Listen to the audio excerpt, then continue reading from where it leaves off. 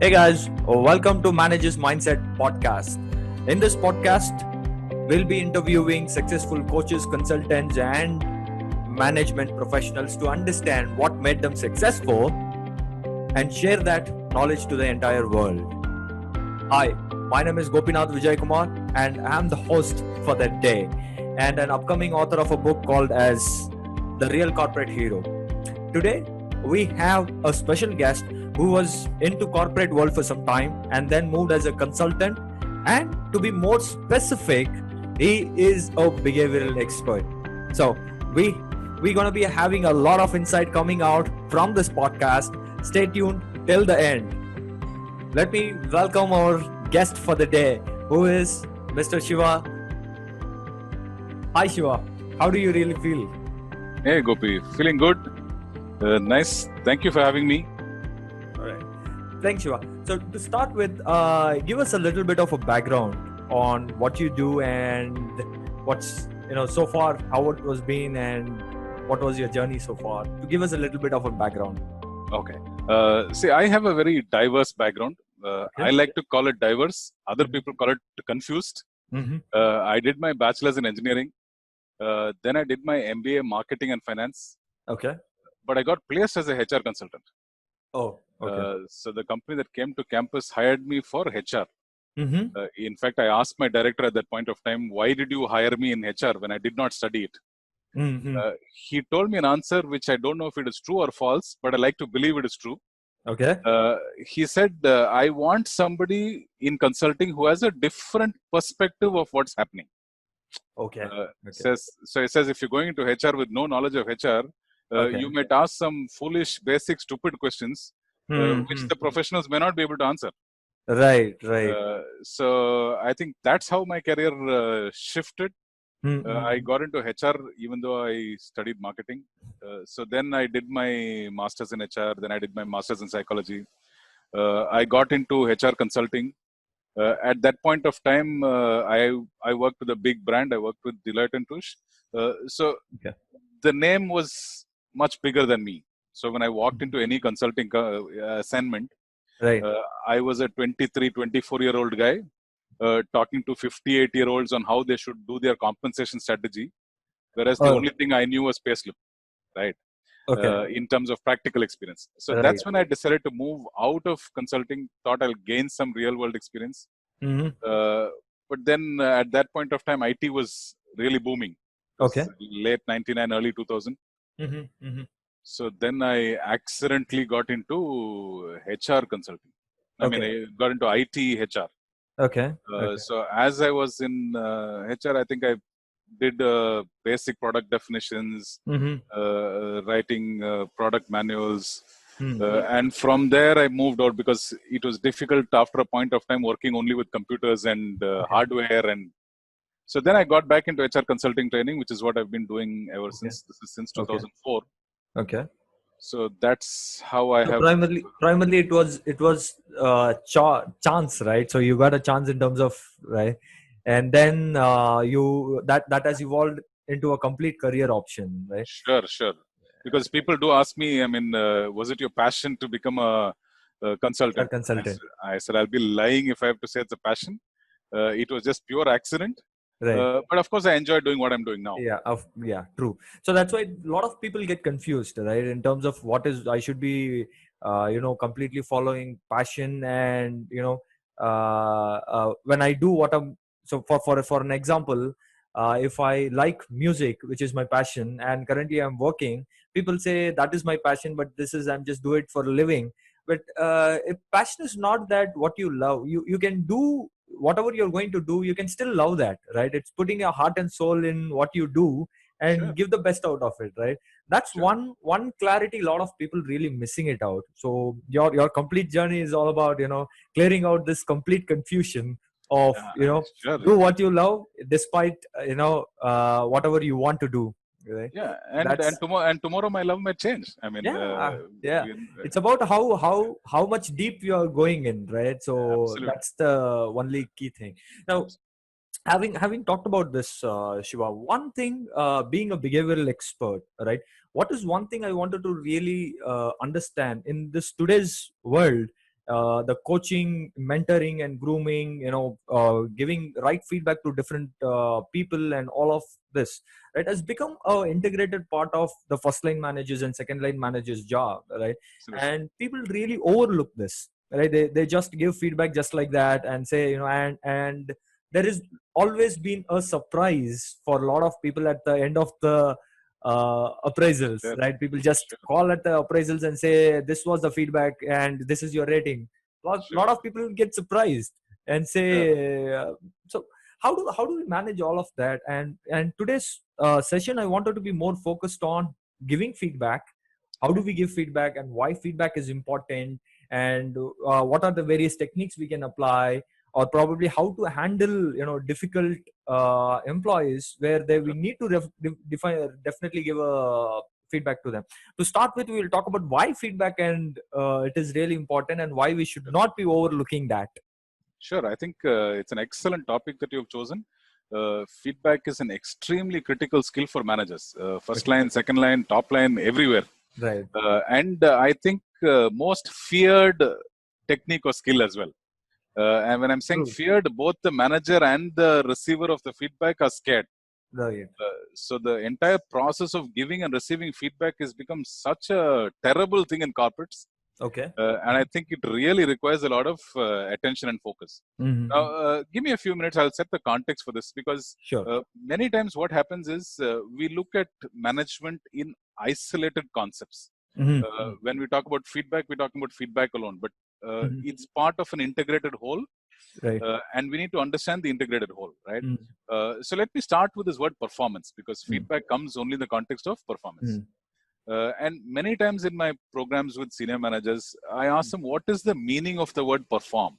And it's interesting to see the various kinds of definitions that happen around this word. I have a very simple way of saying it. It's just per form. Right.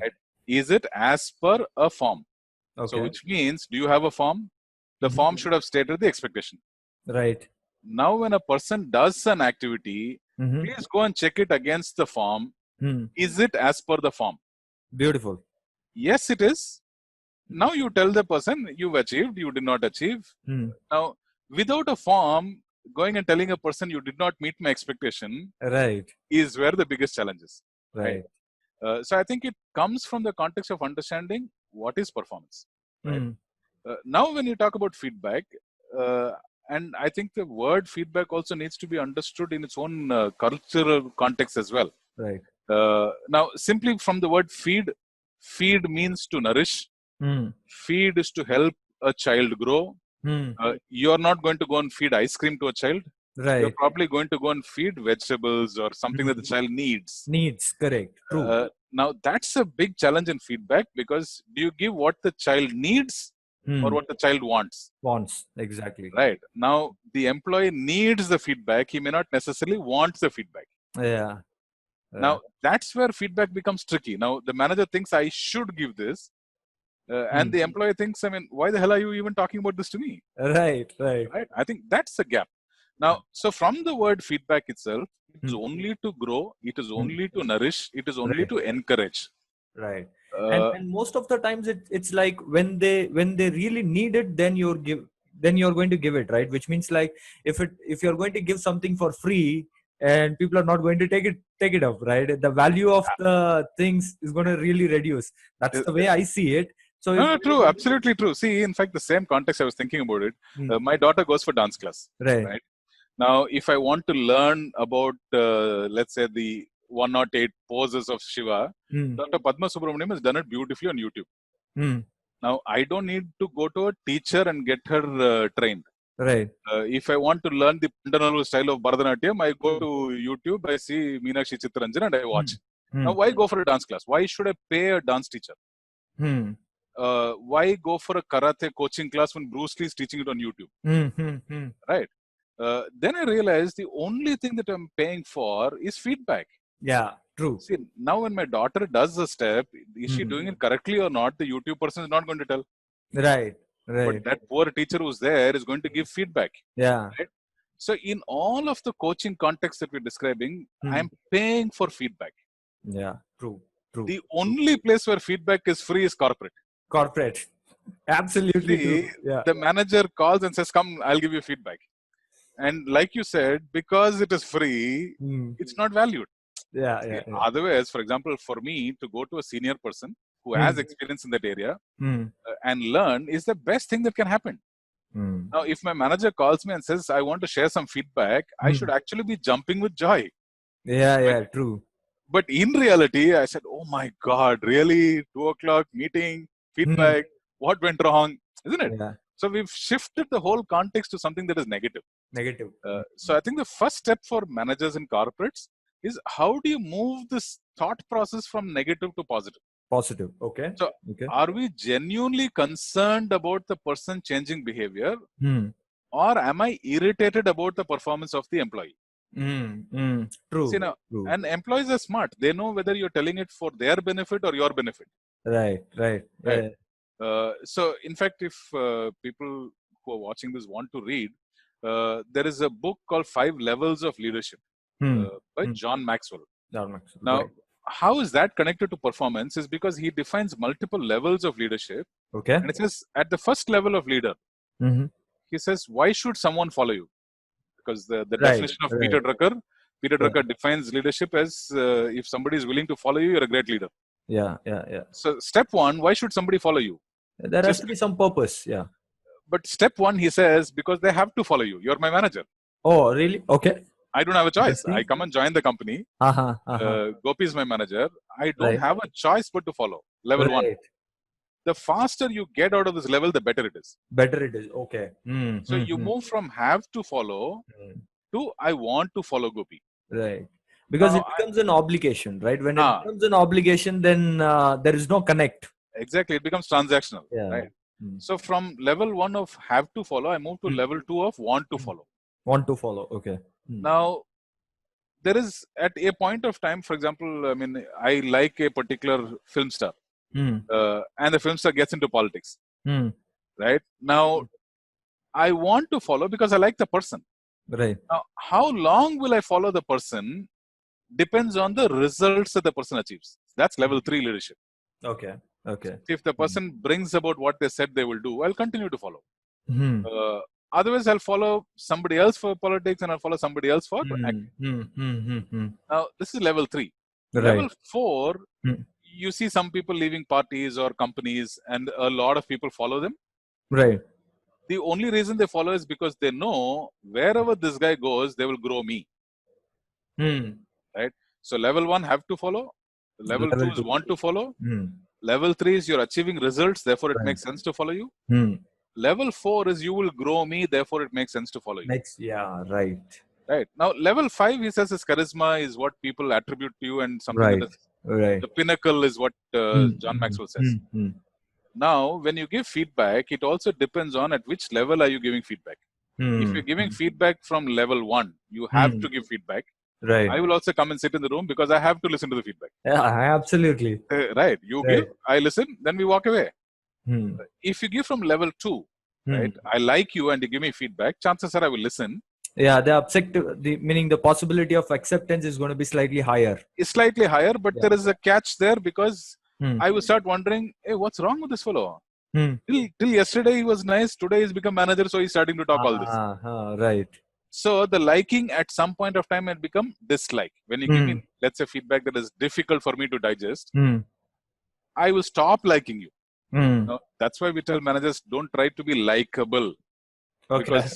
Because overnight people can stop liking you. Right. So that's the level 2 person. Level 3, you're achieving results for the organization and you're giving me feedback.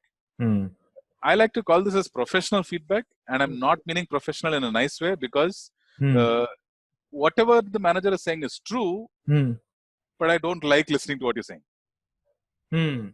Because you didn't make me feel good about what you're saying. Right. I'm not going to argue. I'm not going to deny. I will accept. But it's still making me feel worthless. Right. It makes me feel that only because of me, our team lost out on performance. Okay. Right? So it's very professional in the sense it's brutal. Now, level 4, I know you're giving feedback for me to grow and develop. Whatever you tell me is for my benefit. Right. Now you try giving feedback, the whole context becomes positive. Right. So if we go back and you ask me the question, Shiva, how do we make feedback positive? Because you described it as a negative experience. How do you convert it to a positive experience? That requires a lot of conscious effort, no, Shiva, right? Definitely. I mean, it's all about with us, right? When I actually get into a room for giving, probably what I understand is that if you get into a room itself, it becomes more formal, right?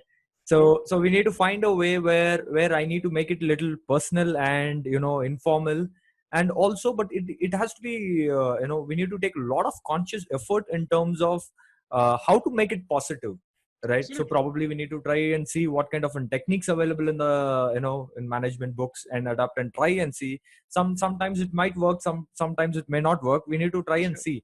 But what is the interesting point which I picked up from this entire level 5 levels of leadership is that when you look back and see that you might be definitely having a person who you would be following for ages, right? For instance, I have a mentor who groomed me for 10 years now, right? I still look up to him. Why? Because I have grown up along with him, right? Now I'm able to connect with him. So that person, whatever he talks, it's going to be so blunt to me. Even the feedback is going to be so blunt. You don't have to really care about the choices of word and all of that. So since you had into the level 4 of the stage, the feedback becomes so easy. He can give feedback pretty straight, right? Absolutely. It can be brutal, but you will still listen. That's what I was thinking out on what stages, and so that's extremely important to understand at what level we are in and try to adapt to the feedback and give it to people, right? Exactly. That's why I said feedback, you can't look at it isolated. You have to look at your leadership and management style and then see how you're giving feedback. Because independently looking at feedback is not going to help, because you have built something in the past, a relationship, a trust, a communication. Now, all of that is what makes feedback better. Right. So another one of the things which I was actually looking at is that when we ask for the first line managers or second line managers to say that give a feedback to this particular person because his performance are dropping down or his behaviors are changing or he's going into a shell and all of that, right? People go back and give their feedback and come back and tell us that I've given feedback, he will change. Right. And then we wait for some time and behavior doesn't change, and we ask them, so you said you have given the feedback but people are not changing, what's wrong then?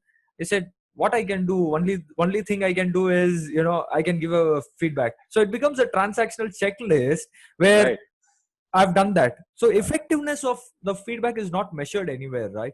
So how do we really gauge this and understand whether the feedback which I'm given is working, or is it really acceptance? So probably I might be in level 1, level 2, level 3. So level 1 is the disaster stage where I cannot be there for sure. Right?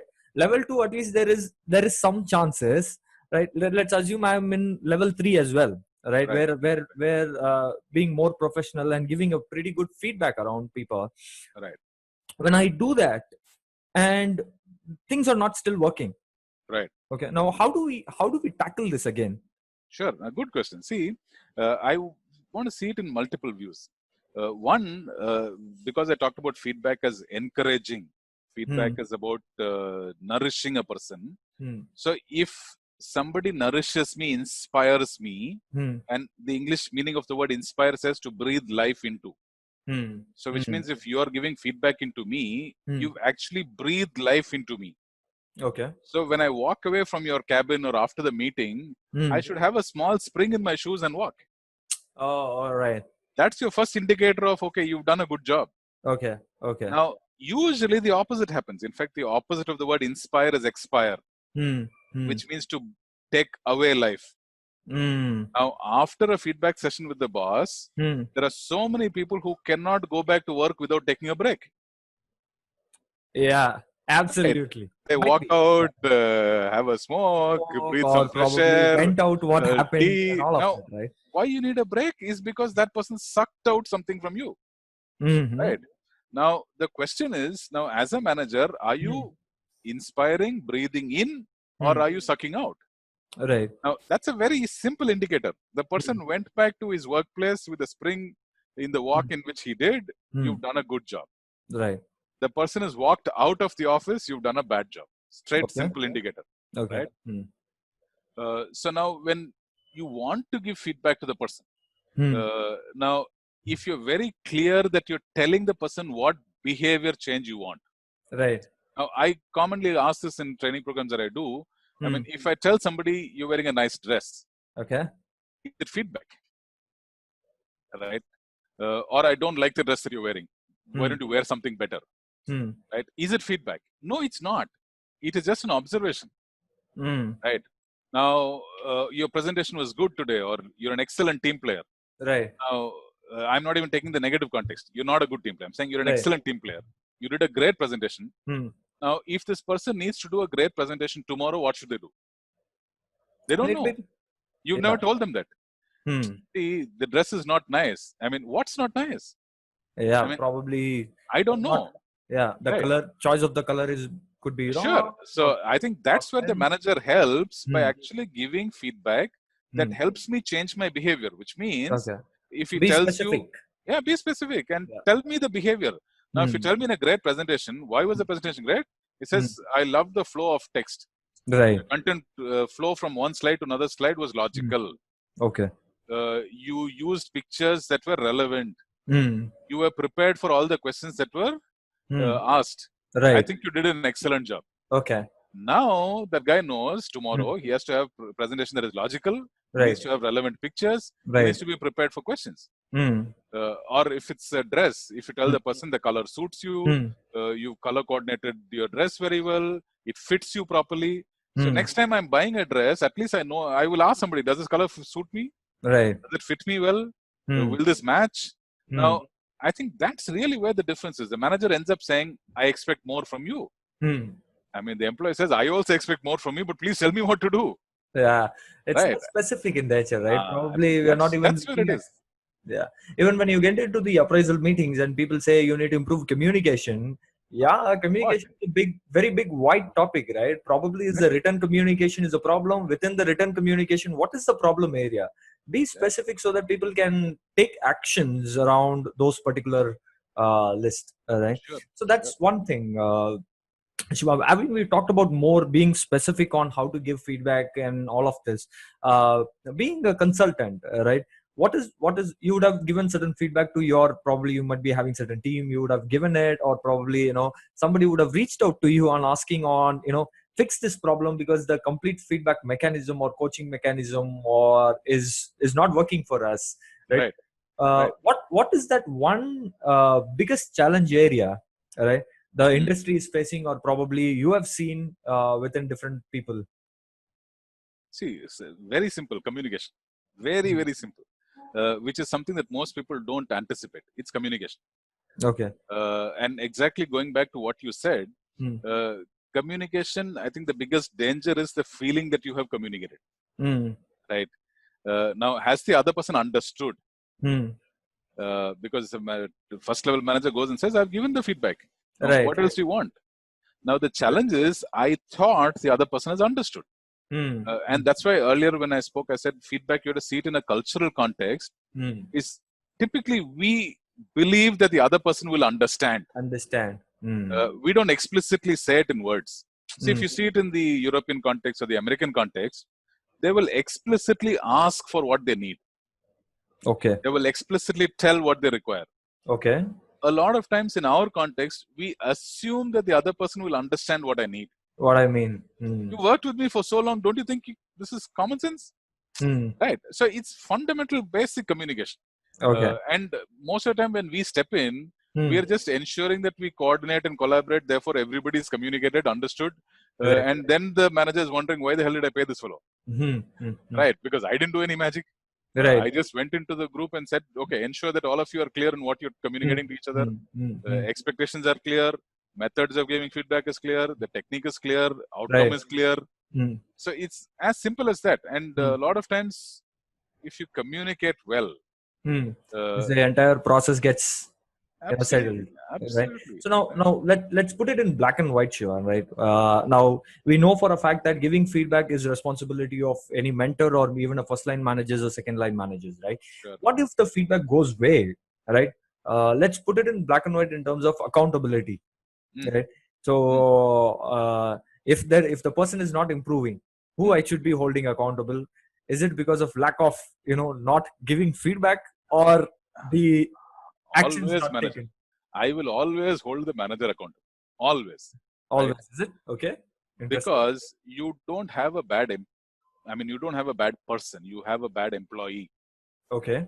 So it is in the context of employment that the person is not performing. Mm-hmm. And there are times where people who have performed excellently are dipping in performance. So it's not ability, it's not skill, it's something in the context that has gone wrong. Okay. Right? So for me, squarely, I will blame the manager in any context of performance issues. See, it's Performance. also about, is the manager seeing it as coaching for performance? Hmm. Or are you going to go and at the end of the term or quarter or whatever, tell the person you did not perform? If I was sitting there, I'd probably turn back and ask, you are my manager. What the hell were you doing all this while? You knew I was doing something that was not right. Right. You knew that I'd probably end up somewhere. Why did you not advise me anywhere? Right. And if the manager goes back and says, no, I've done all this and the person has not changed, then who hired this person? Right. You approved the entry of the person, you worked with the person, your ongoing discussions you have. So I would always lay the blame squarely at the foot of the manager. Right.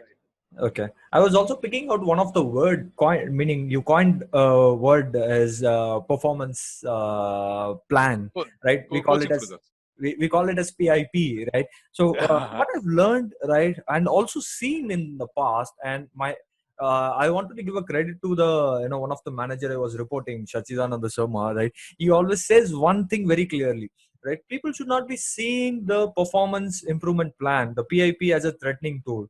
So, right, it's an improvement plan, and where the moment when you give the improvement plan to that particular employee, the complete responsibility shifts to the manager, not to the employee. It is up to you that you need to make sure he is improved and you're successfully closing the PIP. Right. Absolutely, so absolutely. most of the times, what happens when people give a PIP, what happens is that the employee gets so nervous, right? And they say, oh, they have given a PIP, they have planned, they are building a case against me, and they wanted to get out. So how do we tackle this feeling? Because it's a behavioral or probably a perception related or conditioned problem, or how do we tackle this? I have a different version of this, because PIP is something that a manager should be doing on an ongoing basis, which means as a manager, you are responsible for improving the performance of the person. Right. Now, the fact that a manager initiates PIP is always confusing to me, because that's what you're supposed to be doing all the time. Right. See, as a manager, I am supposed to be improving the performance of my team member. Right. All the time. Now, what is this suddenly issuing a PIP? So I think that is really where the context comes, because the team member starts getting scared, saying, okay, they're building a case against me. Right. For me, I have different words for PIP, right? The first P stands for potential. Okay. The last P stands for performance. Performance. So if I am a manager, I need to translate potential to performance. Performance. And I stands for interference, right? How do I move these two? I remove the interference, right? Interference, yeah. So now, if that is my focus of PIP, the employee is not worried. If my focus of PIP is to build a documented case against an employee, this fear is always going to exist. Okay. You're not going to be able to eliminate them. Yeah, which means that now the manager has a responsibility to communicate better, build an awareness around it, and give a confidence, saying that I'm there for you and it's not for the case, and I'm going to be helping out. So that's where the real challenge comes in, Shiva, right? The building that trust within the employee by the manager. That's the real challenge, right? But when you gain the trust, and people are going to be blindly following you in terms of whatever feedback you're going to give, it's going to help them, and they will understand the acceptance is going to be becoming more higher. That's where that level 1, level 2, and level 3 and level 4 is really making sense to me in terms of looking at the whole context. Right. And so the feedback as a mechanism, it should not be looked at a transactional status, meaning thing, and it has to be looked at a holistic view. right? And should be seen in the cultural perspective of the complete organization, and who holds the key here is the first line and second line managers. So Absolutely. no doubt about it. So because I was very clear when I wanted to do this podcast in terms of employee feedback, I wanted to bring this clarity in terms of the accountability stands with whom. Let's be very clear. And I wanted to communicate this to the world, saying that the accountability still lies with the manager, because I also strongly believe that when you grow higher and higher, the accountability and the responsibility is going to be Always higher, right? And it's going to be bigger, right? So you'd be held accountable for anything happens in your organization when you're going to become at when you're reaching the higher level in the pyramid, right? So if you have to give one final say or a piece of advice for the first line and second line managers, what it would be, Shiva? That's going to be tough to give one line of advice, right? See, for in my context, which I tell all the managers all the time, is being the first line manager is the toughest role in your career, right? Because you transition from being individual contributor to managing other people, right? Subsequent transitions become easier because you've always managed. It's only a question of scale of management, right? So don't try to do what your manager was currently doing, because most of the time people learn management by saying, I should not be like my manager. Okay. Right. So automatically we start cloning people that we've seen before. Now the fact is, management does not have a single definition. There is no 5 sets of rules and 3 sets of methods and all that. So it evolve your own style of how you manage people. I think if you want me to put it in a phrase, that is the single phrase that I'll tell them. Evolve your style of management. Don't copy the other person. You can get inspired by managers that you work with. Right. Don't become someone that you already know. Be yourself, right? Automatically, that is what really happens? Tough, Shiva, to be more honest, because I wanted to close the session, guys. But sorry, this is becoming so interesting, and I'm going to ask another question to Shiva. Please stay tuned till the end.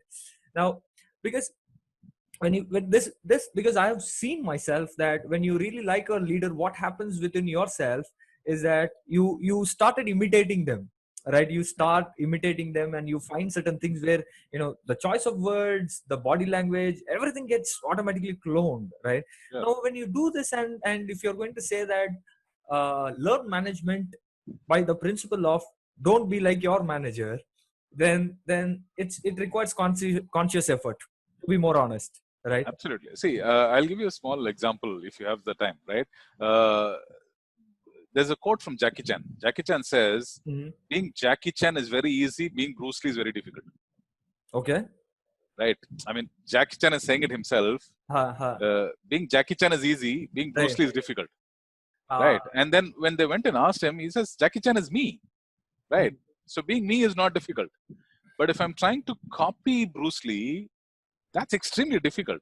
Right. And in fact, he narrates a story where when Bruce Lee passed away, there were multiple people who were trying to replace Bruce Lee because his films were so successful. And Jackie Chan was one of those people. Many of those films flopped because Jackie Chan was trying to be Bruce Lee. Okay. If you see on the films, Bruce Lee just does one shot and the person is dead. Jackie Chan is trying to jump over and he falls down and people on the set are laughing. So Jackie Chan, while he was trying to be Bruce Lee, he realized he's Jackie Chan. Meaning, every time I'm trying to be like my role model and I'm missing, I start coming out. Right.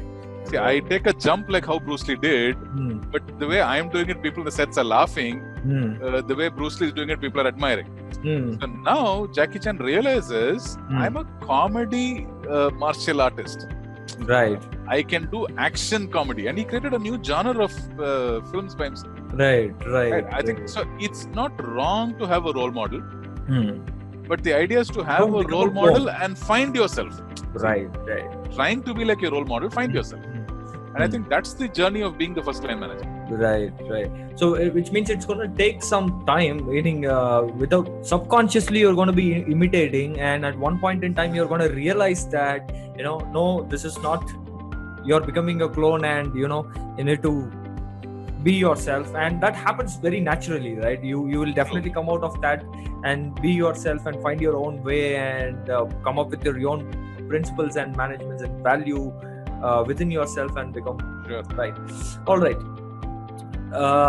Shiva, thank you very much for the time and so much of wisdom and so much of knowledge, everything whatever you've given, and I hope it is going to be helping a lot of people and changing lives, because I myself was into this complete podcast today. It was so interesting and inspiring to learn from you as well, as usual, because I know for a fact that I knew you for a decade now, right? Oh yes. From agility days, right? So from that aspect, I really like this and looking forward for another chance to do another podcast if time permits. My pleasure. Sure. Thank you very much for your time, and guys, stay tuned for the next podcast, which is lined up on next Thursday, right? Do watch the entire podcast in Spotify, in Anchor FM, and YouTube as well. All right.